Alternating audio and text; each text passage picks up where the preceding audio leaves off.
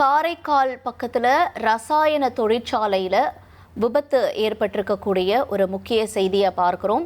ரசாயன வாயு கசிஞ்சதுனால தீ விபத்து ஏற்பட்டிருக்கிறதா முதற்கட்ட தகவல் சொல்லியிருக்காங்க.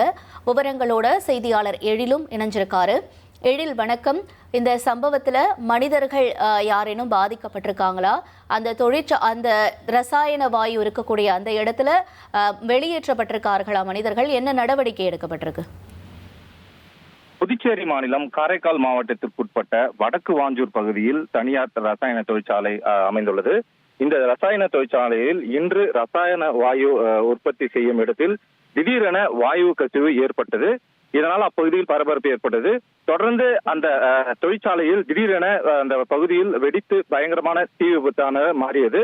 உடனடியாக அந்த ரசாயன தொழிற்சாலை அருகே உள்ள கிட்டத்தட்ட 500க்கும் மேற்பட்ட பொதுமக்கள் அங்கிருந்து அப்புறப்படுத்தப்பட்டுள்ளனர். மேலும் அதன் அருகே வசிக்கும் கிட்டத்தட்ட 10க்கும் மேற்பட்டவருக்கு வாந்தி, மயக்கம் உள்ளிட்ட சுவாச பிரச்சனை ஏற்பட்டது. இதனை அடுத்து அவர்கள் உடனடியாக அருகில் உள்ள அரசு மருத்துவமனைக்கு சிகிச்சைக்காக அனுமதிக்கப்பட்டுள்ளனர். தொடர்ந்து சம்பவ இடத்திற்கு வந்த 4க்கும் மேற்பட்ட தீயணைப்பு வாகனங்கள் வந்த தீயணைப்பு வீரர்கள் தொடர்ச்சியாக இந்த தீயை கட்டுக்குள் கொண்டு வருவதற்கான முயற்சியை ஏற்படுத்தி வருகின்றனர். மேலும் இந்த ரசாயன தொழிற்சாலையில் ஏற்பட்ட இந்த வெடி விபத்து தொடர்பாகவும் மாவட்ட நிர்வாகம் சார்பில் இந்த முதல் கட்ட விசாரணையை தொடங்கியுள்ளனர். கிட்டத்தட்ட இந்த விசாரணை முடிந்த பின்னரே எதனால் இந்த வெடி விபத்து ஏற்பட்டது என்ற ஒரு தகவல் வெளியாக உள்ளதாக மாவட்ட நிர்வாகம் சார்பில் தகவல் தெரிவிக்கப்பட்டுள்ளது. தற்பொழுது இந்த தீயை அணைக்கும் பணியில் தீயணைப்பு வீரர்கள் முழுமையாக ஈடுபட்டு வருவது குறிப்பிடத்தக்கது.